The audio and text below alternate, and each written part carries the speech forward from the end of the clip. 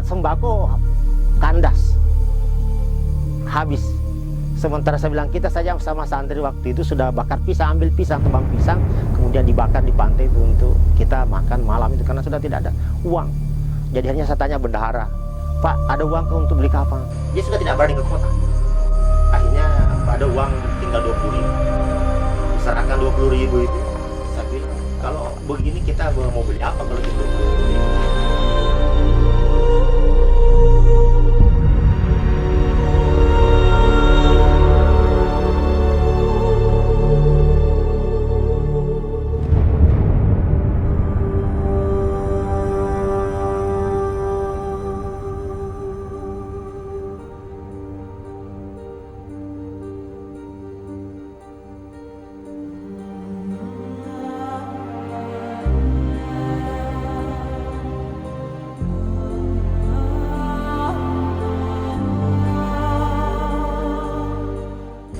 Alhamdulillah ada perhiasannya istri, hadiah pernikahannya dikasihkan.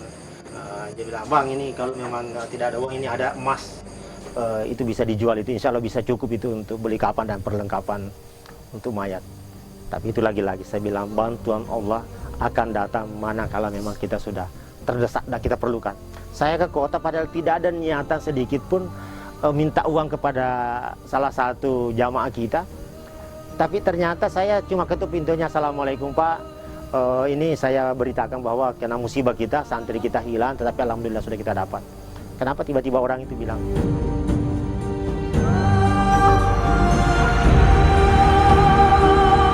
Pak Ustadz tunggu dulu, ini saya habis jualan coklat ini, belum saya zakatin, tunggu dulu Ustadz, saya mau keluarkan zakat dulu.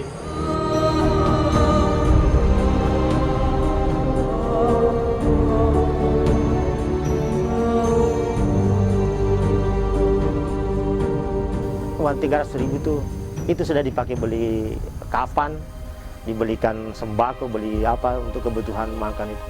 Alhamdulillah, disitulah semakin yakin saya bahwa bantuan Allah itu akan datang manakala memang kita berikhtiar keras, berupaya keras, dan menjalani koridor apa yang Allah gariskan.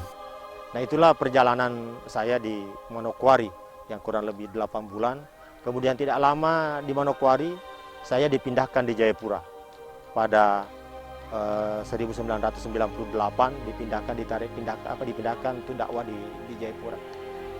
Nah, suka duka di Jayapura lain lagi dengan suka duka di Manokwari. Di Jayapura ini karena memang cukup lama saya bertugas di Jayapura dari tahun 98 sampai 2010. Jadi betul-betul kita dengan masyarakat baik penduduk asli, santri, pengurus terasa seperti saudara-saudara.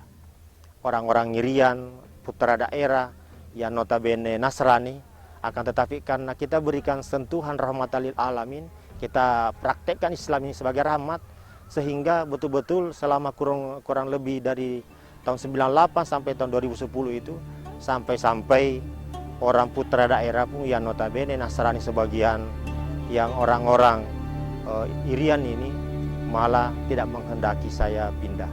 Karena setelah 2010, nah memang cukup lama saya tugas di sana. Ya itulah namanya konsekuensi kita di lembaga ini. Dimanapun kita tugas, kapanpun kita harus siap, samina wa ta'ala.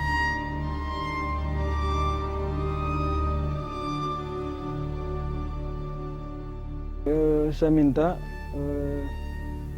pengganti pimpinan pondok pesantren Hidayatullah yang ada di Holte kami ini, yang mungkin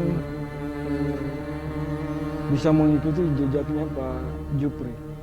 Kenapa saya menyampaikan itu? Karena bukan saya puji Pak Jupri karena saya punya orang, tapi karena tidak ada gap. Jadi kalau Pak Jupri ketemu dengan orang asli Papua, walaupun dia punya keyakinan itu Kristiani, ya sama saja, biasa saja. Apalagi kalau sesama kita memang Muslim sendiri, ya apalagi. Nah itu. Kemudian Pak Jupri juga semua kegiatan-kegiatan kita pemerintahan itu kalau kita hubungi pasti ikut mendukung kita punya program. Nah, tantangannya Maroke ini jauh berbeda lagi dengan Jayapura. Yang mana Maroke ini luar biasa. Ini menurut orang di sini bahwa lumpur Maroke ini, kalau orang sudah pernah diinjak lumpur Maroke, maka dia akan berada di Maroke terus. Ternyata betul.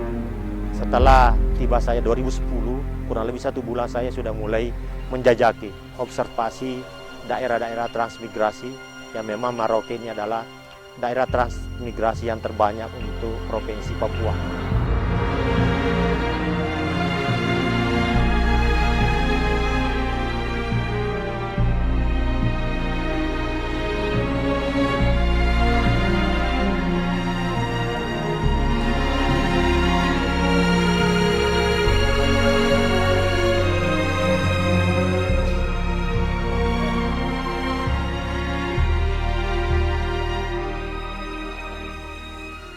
Salam boleh.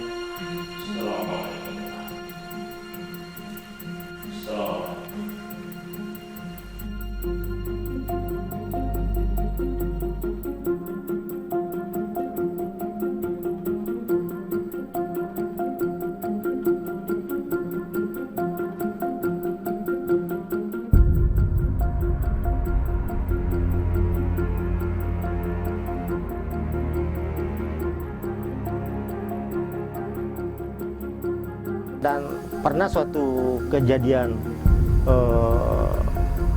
yang betul-betul membuat saya hampir kalau dibilang orang hampir putus asa. Tapi kita orang beriman kan tidak boleh putus asa. Akhirnya tetap harus tawakal. Ini terjadi pada saat kita perjalanan ke Tanah Merah menuju ke Mindipkana ini. Pada saat kita sudah perjalanan ini masuk di lumpur, keluar lumpur, tiba-tiba ban belakang motor itu kaget kita, kenapa motor ini? Ternyata baut roda belakang itu ternyata jatuh. Artinya secara akal saya bilang tidak didapat ini. Bagaimana lumpur yang kita lewati dalam ini, lumpur yang kita lewati, saya bilang ini kan kita tidak, dalam niat kita ini bukan bermaksud kepada Allah. Jadi akhirnya sudah saya bilang teman-teman yang rombongan kita, karena kita ada berapa motor itu rombongan, saya bilang cari saja, insya Allah saya bilang. Karena kalau saya bilang sekiranya kita tidak dapat ini, kalau kita tidak dapat baut ini, saya bilang yakin jangankan untuk bengkel, rumah saja tidak ada. Mobil pun juga mau ditumpangkan itu motor di mana mau diangkat tidak mungkin, sudah jauhnya sekian puluh kilo. Jadi tapi alhamdulillah dengan sambil zikir ternyata didapat baut pakai kecil sekali. Bautnya itu kecil tapi alhamdulillah itulah caranya Allah memberi bantuan kepada kita pada saat memang kita terdesak. Kita ini sama teman-teman bagaimana saling memotivasi bahwa kerja kita adalah kerja dakwah. Balasannya luar biasa.